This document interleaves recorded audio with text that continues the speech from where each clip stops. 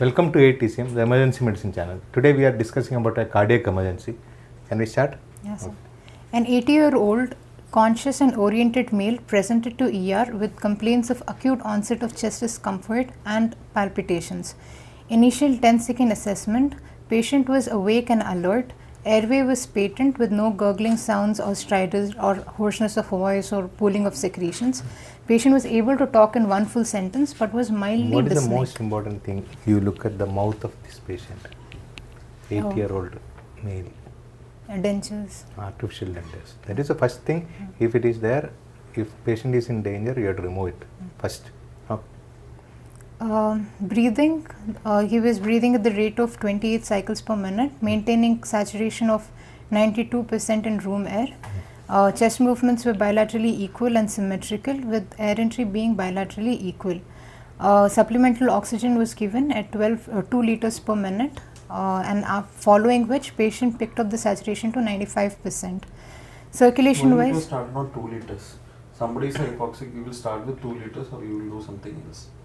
But directly, what is the dictum in emergency? Whenever a patient is coming with desaturation, you start with 2 liters or you do something else and you you start high flow and then taper it down.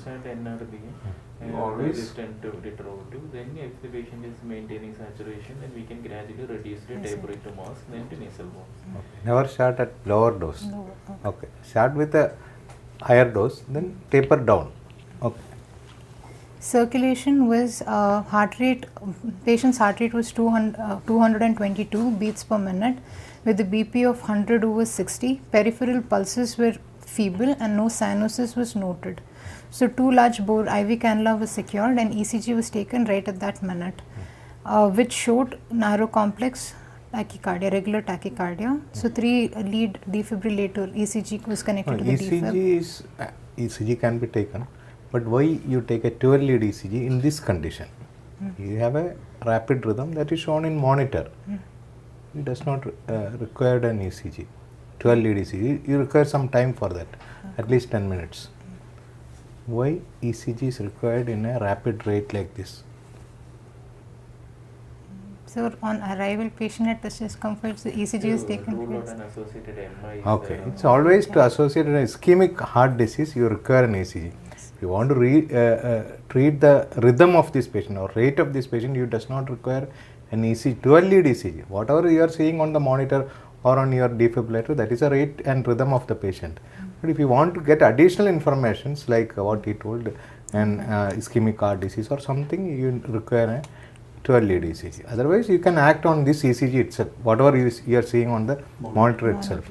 Okay. Sometimes we cannot waste time for taking an ECG. That's why I am telling.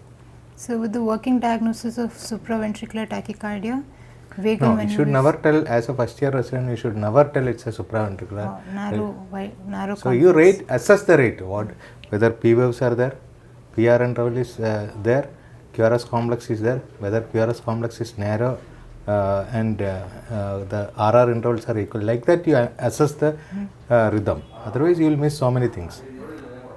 Okay. So it was a You narrow. talk about P wave first. Whether P waves are there or not. Absent P waves. So P waves are not there. Not there. Okay. Second one. So narrow if the complex P waves are not tachycardia. there, what do you assume? What do you assume? There If is atrial. P is no. not there. If the P is not there, then it can be an It is very simple. P is not there means it is not from the SA node. So it is somewhere down. It can be even in the junction or in the node itself, re-entrant tachycardia, whatever it is. P wave is not there means it is not from the SA node. That information you get. Okay. Second thing. Regular rhythm. You and narrow or wide? Narrow complex. Narrow or wide? This is narrow. Narrow. So what is the inference you get from that? That it's not from the wind. That means it is going through the regular pathway. That's all. It is going through the regular pathway and there is no block in the pathway. If there is a block in the pathway, it has to be wide. Okay, so you have no P wave, so that it is not from the SA node. It's not a sinus rhythm. Something else. Okay, not exactly a sinus rhythm. Then it's a narrow complex rhythm. So it is going through a regular pathway, but it is faster than what you get in a normal this one. Maybe some re-entrant problem is there. Then Then there was They are coming tachycardia. regularly or Yeah, not? Regular. They are coming regular. So what you can rule out if they are coming AF and multifocal atrial tachycardia. Then you can tell it's a supraventricular tachycardia, because all these rhythms are supraventricular rhythms. AF is a supraventricular rhythm, multifocal atrial tachycardia is a supraventricular rhythm, and what you are telling SVT also supraventricular rhythm. But to tell supraventricular rhythm for a first year PG student, you have to analyze the ECG. Okay, so understood. Okay. So then. So now what you tell about the ECG? So it's a narrow complex. It's a narrow complex. Tachycardia. Regular tachycardia. Regular tachycardia. Okay. That meaning is it's a supraventricular tachycardia. Okay. So Absent P waves. absent Absent waves. P waves. Okay. Okay. Then vagal maneuvers were tried, sir. No, wait. You're okay. Next thing is we have to see whether the patient is stable or Other. unstable. Next is that. Okay. So you have analyze the rhythm. Second thing is you have to see whether the patient is hemodynamically stable or unstable. Whether the patient is stable or unstable. Now you have to tell. No, the patient was stable, sir.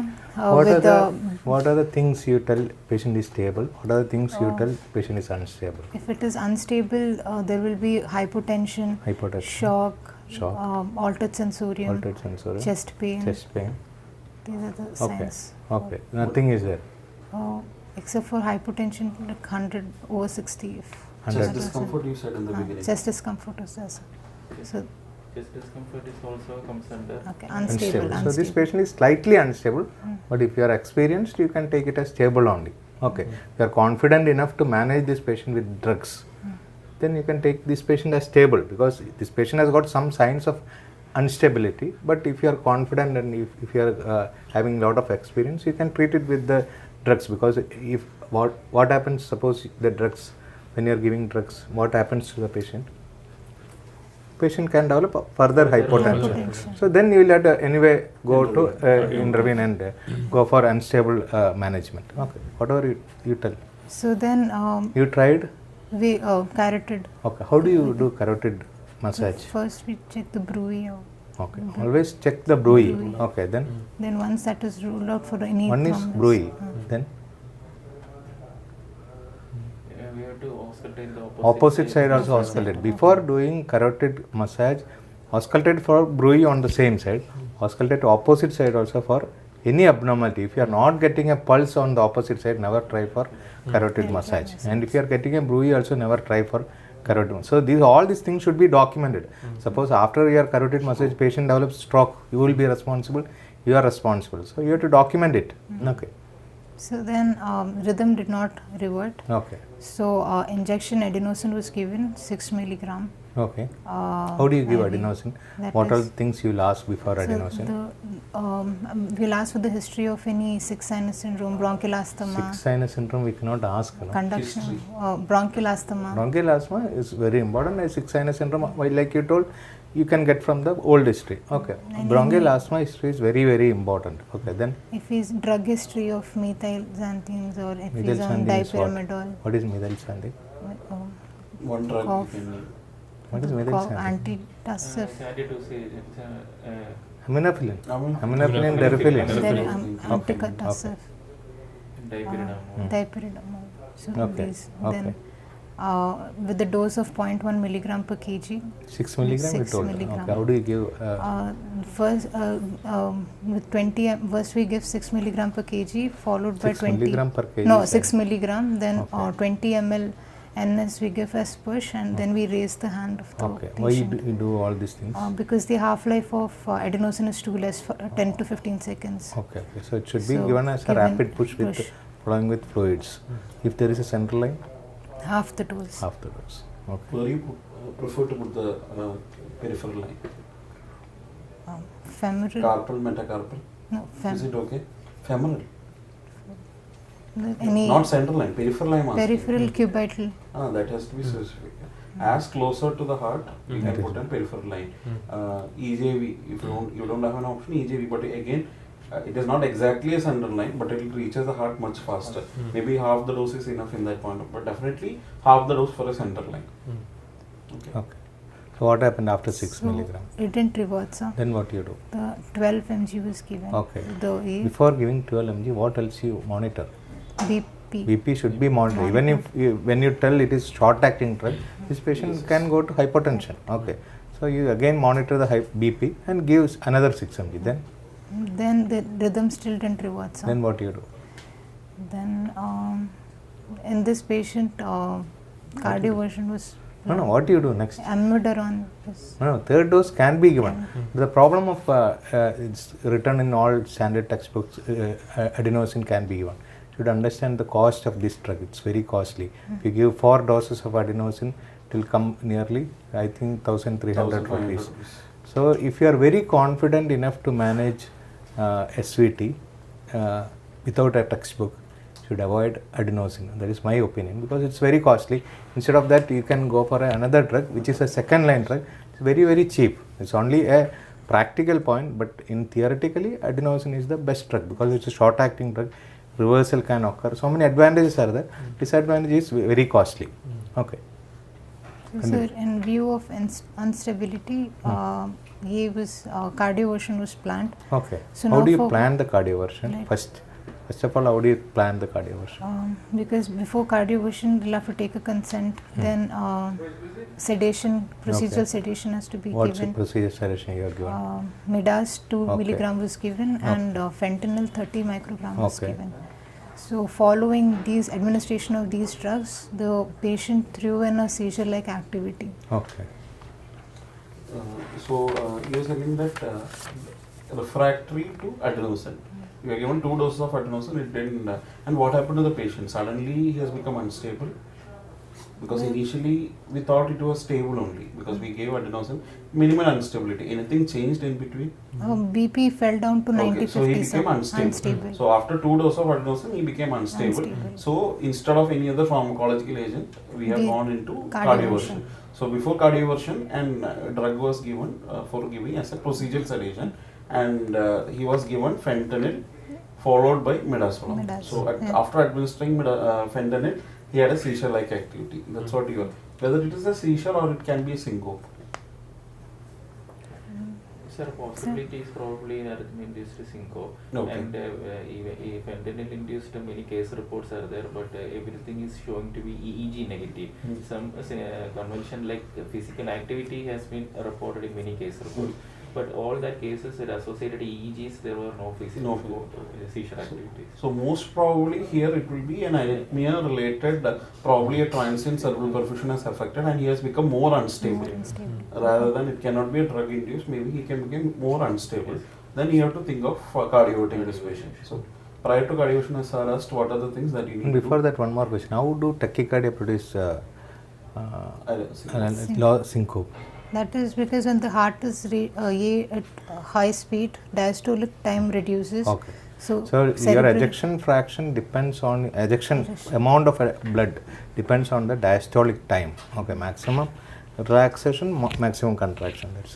That's a problem which is going to occur in this tachycardia. Okay, so anyway we have to control the rate. So you are planning for after pharmacological failure, you are going for cardioversion. Synchronized cardioversion. Synchronized. How do you do synchronized cardioversion? We press in the sync button on the defibrillator. Okay. And then we take the electrode paddles, keep it for 30 seconds, and then charge and Joules, how much you say? You'll see how to 50 joules we start for the first cardioversion. If at all it is not reverting in that, then we move to 100. Okay. How do you give shock? 30 seconds on the chest, and then after that charge and discharge the shock and deliver the shock. How do you deliver? There is a method. One paddle is kept at the apex and the other at the. Okay, then what do you do? There is a step for that. Stepwise you follow.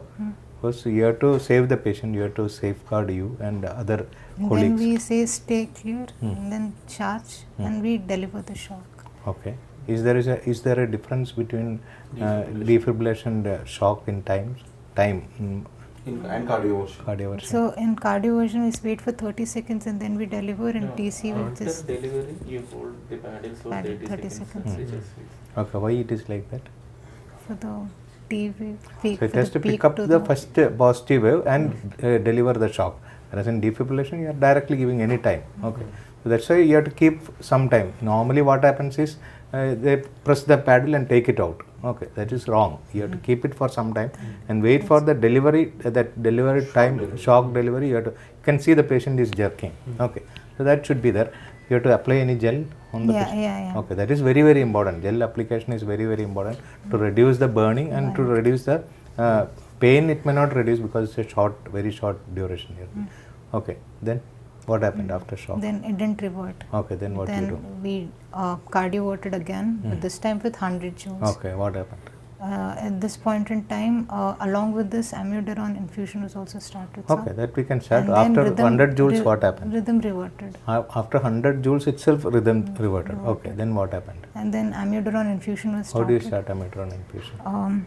With 1 milligram per Hmm. Need to give any bolus here or directly? Yeah, 150 mg amiodarone bolus we give, followed by infusion of 1 milligram per minute for 6 hours, Okay, and then after that for 18. what happened to the patient after that? Rhythm reverted, but the patient had sinus tachycardia now with say about 110. Oh, that's okay. But how is the patient hemodynamics? Starting Hemodynamically, amiodarone? it was now BP was now 160. That's okay. That's good BP for this patient. What happened to his airway, breathing, circulation? Okay, You have to reassess the patient. Reassess while upon reassessing, airway was patent, sir. But patient was put on BiPAP because the patient had respiratory distress and bilaterally there were basal. What do you think by Krebs. respiratory distress in this patient? What is the reason? um, What may be the reason? hypoxia could be the reason, sir. Hypoxia. Respiratory This patient has distress. gone into failure. also. Failure. This patient, any tachycardia like this, not controlled with your initial drugs, so definitely they will go to the failure. Failure. Okay. So this patient has gone to failure. How do you treat that? So for respiratory distress, any non-invasive ventilation. Non-invasive ventilation will be ideal. be ideal. The only problem is BP is slightly low. Again, there is a chance of decrease in BP. Can we start Lasix? Yes. No, Lasix will further decrease the BP. Bolus can be avoided. Bolus, only bolus will reduce the BP. If you are giving an infusion to reduce the BP, it takes longer time. So you can give it as an infusion. Okay. Then Then patient was closely monitored for his hemodynamic Dr. instability. Sushma asked about airway, breathing and all. What happened to patient? Breathing this time on BiPAP he was maintaining for 94-95% of How oxygen. you set the BiPAP rates? What was the inspiratory? These are, things are Yeah, important. 12:6 was kept, sir. For 12 inspiration, 6 expiratory rate. Okay, if the patient is improved, how do you assess the improvement? This patient, how do you assess the improvement? Reduction of respiratory rate and saturation. You want to take an ABG? It's most important thing, no? When you are working in an emergency room like this, This patient, you need an ABG now. now you need an ABG. Okay, what was ABG? So ABG wise, the patient had a lactate of respiratory acidosis was there Okay. with pH of 7.31, PCO2 53, and bicarb of 22.4. Okay, lactate. So lactate was 2.7. Okay. So what do you think about the ABG diagnosis? That it is respiratory acidosis. Okay, respiratory With, acidosis. Now you put the patient on BiPAP. How do you reassess? After sometimes you have to reassess, no? Putting BiPAP is very simple, but you have to reassess and titrate the airway. So we check What happened for next? When will you check the next ABG? about an hour late. At least They you check should for wait the 2 hours PCO. for the BiPAP to respond. Again, in this patient, there are a lot of chance of failure of BiPAP is high. So what was the sensorium when he was putting on BiPAP? And What was the drowsy, GCS? drowsy, sir. So again, whether you will put a BiPAP for a drowsy patient, that is the question next. So why an invasive was not preferred here? What was the reason? Because the consent wasn't given, sir. No, It was at consent is DNI, different DNR. issue. That's okay. Consent we have to take. Okay, once you take consent for shock, simultaneously you have to take for consent for Intubation. intubation, because anytime patient can See, arrest. the thing is that there is a chance of failure is high, but there is no harm in giving a trial of BiPAP. When the sensorium is like if less than 8, definitely yes, you should go ahead and intubate the patient. Maybe some borderline GCS like 10, 11, the chance of NIV failure is high. So definitely you need to think that. So an IV was put in, but definitely you need to, after 1 hour, you have to reassess the patient and you have to see whether the sensorium has further deteriorated. What is the main reason why I have put BiPAP for this patient is for the decrease the respiratory distress. So see whether that parameters have improved. Get a blood gas. Usually after 1 hour, what we commonly see, there will be some worsening in the ABG findings because adequate titration would not have happened. So from whatever experience that what we have, maybe after 2 hours getting an ABG will be a better option, and because better titration of the BiPAP will happen, and you see what is happening to the patient. If the sensorium deteriorate at any point of time, we need to intubate. Very nice setting where there is nobody is going to monitor this patient. For example, only you are available there and you are going to see some other patient after some time. There is no trained person to intubate. I will not have put this patient on BiPAP. I would have straight away intubated him. But here the scenario is that whenever the patient deteriorates, we can go ahead and intubate. So that's why you have to definitely keep the patient on monitoring, and definitely there can be failure of BiPAP will be there. This is because the chance of failure is high. If his sensorium was okay, if everything is fine, the chance of failure is less. So what, Riaz, can you just add on some points? And one more thing, what was the cause for loss of sensorium in this patient? What do you think? VT Sensorium, one VT thing is that itself. maybe he is still in unstable state, sir. Okay, one is Next thing unstable. to that, we have to rule out a CVA. Most important, you have given drugs. Drugs, You have given drugs. Midazolam and venom. So in that scenario, when you are giving a drug, you can wait. This drug is going to reverse faster. So in that case, you can defer intubation. Only in that case. Suppose the loss of sensorium is due to, like he told, it's due to the hypoperfusion or some other reason, then better to intubate this patient in emergency room, because you will not be able to constantly monitor this patient in emergency room like in ICU. So better to intubate the patient. But since you are given a drug, then there is a possibility of loss of sensorium due to the drug that we should keep in mind. Again, elderly age group, 80 years. So it will take more than normal time for the drug clearance. Fentanyl 30 max should not cause a sedation as such. But definitely midazolam of 2 mg can have sedative effect. So we need to wait and watch. What are the indices areas for the NIV failure? Hardcore heart score is there, sir. Okay. In that we can predict the possibility of an NIV failure. That score we can use, sir. Okay. For this patient, ideally, his sensorium is deteriorating. Clinically, we should have to monitor. The sensorium is deteriorating, or if the respiratory distress is increasing, or his target saturation is coming down, then definitely we'll have to intervene and go ahead with the rapid CKITS intubation for him, sir. This patient, ideally, after we settle him, once his rhythm has been converted, now we'll have to go ahead with the proper total lead ECG, and we should look for all the electrolyte parameters also, sir. And route for the entire routine cardiac insulin. Anyway, cardiac insulin will be elevated because we have already delivered a shock. And we will have to send for electrolytes along with the thyroid level. Everything we will have to work out, and we will have to find out the possibility of causes of why he developed an SVT.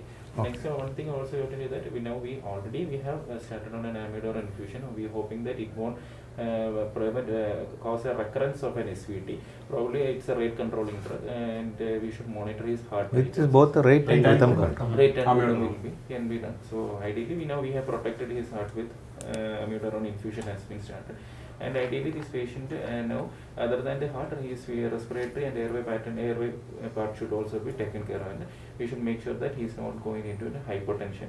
Ideally, and then this patient should be shifted to a CCU unit care and taken up for an electrophysiological study. Electrophysiological study? Not mandatory. If all other parameters comes to... See, 80 years, any age group, if somebody is developing arrhythmia, the first thing is an ACS. Yes. Acute coronary syndrome. This patient should be considered as ACS also. ACS. Chest pain with arrhythmia. So it is ACS. More likely it is an ACS. So definitely an elective angiography to look over the vessel. Everything. Electrophysiological study, maybe we are not thinking. If we have come with a complete heart block, maybe you would have thought of an 6 sinus syndrome. But here it is SVT, very unlikely to have at this age to develop any of this WPW, all those things. What happened to this patient afterwards? What happened? Upon reassessment, he was put on BiPAP. He was maintaining ventilation now. Okay. Circulation with a BP of about 160, and heart rate was around 94. Are you happy with the BP of 150, or you want to monitor something to tell this BP is okay? Simple. How do you monitor the Simple patient? thing. Very simple. Manual peripheral pulses. Very We check simple thing. You peripheral. can It monitor. is the most important clinical finding which will show you are absolutely Urine output, normal. sir. Urine. Your output should be monitored. Or you can see your arterial BP, so many things you can monitor, or ultrasound, everything can be possible. But urine output should be monitored in your ICU. Okay, that is in ICU, not in emergency room. But you can use your ultrasound machine. All these things are possible. Okay, then. So then, we moved on to secondary survey, sir. Now in secondary survey, there wasn't any known allergies, but then the patient was a known case of diabetes, dyslipidemia, hypertension, CAD, ACS, status post was CABG done, old CVA, and patient was thrombolyzed with alteplase 2019. So he's on some drugs. Yeah. He is on amiodarone 200 mg, aspirin 75, Nicardia retard 20, and atorvastatin 40, and bisoprolol 2.5 mg. Why is on amiodarone? He's had previous Arrhythmia. Because nothing in the history you said. He had CAD, CABG. He had any AF, or he had similar episodes of SVT in the past? Why we should put on amiodarone? similar episodes are there, sir, in the past. Similar SVT was there for him. Okay. So which are electrolytes you want to monitor in this patient? Potassium, Then? calcium, magnesium. Okay. So what should be the target potassium for this patient? He had an arrhythmia. What should be the target potassium? You are in the ICU. This patient is in front of you. Sister is coming and telling this is 3.8 is potassium. Are you happy with it, or what is the target potassium? 3.8 is less. More than 4. Maintain around 4. 4. Around 4. 4 plus or minus. Because anyway you are giving Lasix also. So again the potassium will be lost. So 4 should be the, any arrhythmia patient you think that you maintain it above 4. That should be the cutoff. Again magnesium around 2. So that should be arrhythmias, 2 magnesium and 4 potassium. What is the echo finding? Echo. What do you want to look in echo? What do Any you- arrhythmia, look for clots. It is very important. Any arrhythmia, for an emergency physician, look for clot. That is the most important thing. Then other things like any other reason, valvular heart disease, all can be ruled out. But at this age group, for a person like this, what heart disease can occur? Valve disease can occur? 80 years. Calcium. What valve disease? Calcification is a physiological change. AR, sir. AR or MR, both are possible. AR occurs in many elderly individuals. MR can also occur because of the papillary muscle dysfunction. So you look for that, then only you will get it. So any clots in the LV chamber or LA chamber, and look for any valvular diseases, leaky diseases. Then any other drug you want to add, any other investigation specifically you want to do on the next day. Next day means the next few days. Specific investigations. TMT after, not 80 years TMT is very difficult. It can be done. Thyroid function test. Thyroid function test should be done because amiodarone, already patient is on amiodarone, but somebody you are starting amiodarone in a patient, and next few days you can get hyperthyroidism. Then later patient can have hypothyroidism. Any other drug you want to start to prevent something? Heparin should be started to prevent DVT, to prevent LA clot. All these things, heparin should be started for this patient. Only contraindication for heparin in this patient. What may be only a relative contraindication. You have to monitor the patient for that. It's not a contraindication. Very rarely complications can occur. After giving shock and CPR, there is a chance of pericardial bleed. Okay, that should be taken care, but normally cardiologists will always look for that. Okay, anything else? This patient probably would have had an embolic stroke, because he was on amiodarone, he had a history of stroke. So maybe some underlying arrhythmia is there, definitely. And one more thing, before giving shock, always make sure that you cut the oxygen because it is inflammable. since we are giving oxygen before delivering the shock. Remove oxygen, that are the things. So basically, we had a patient who had come with initially with a stable SVT. We tried adenosine twice, failed. Meanwhile, he became unstable. He was cardioverted twice, and he had a probable syncope sort of an episode at that time. After the second shock, he improved, and simultaneously an amiodarone was also started. Okay. Some doctors directly start amiodarone in resource limited settings. No, they cannot use so many drugs like this. What we use, they cannot use a shock like this. So sometimes they directly start amiodarone. There are a lot of advantages for amiodarone. There are some disadvantages, but advantages are more because any untrained person also can start amiodarone. Because amiodarone is a safe drug. Acutely, it is a safe drug. Afterwards, chronic problems can occur. A lot of fibrosis can occur. But in the emergency room, where there are only MBBS doctors who are not very well trained, they can easily start amiodarone, which controls both rate and rhythm. So that is a good drug. Sometimes we can start that also. But according to the guidelines, you should follow ACLS guidelines. Practically, there are a lot of difficulties in different centers. Okay. Thank you, Okay, thank you.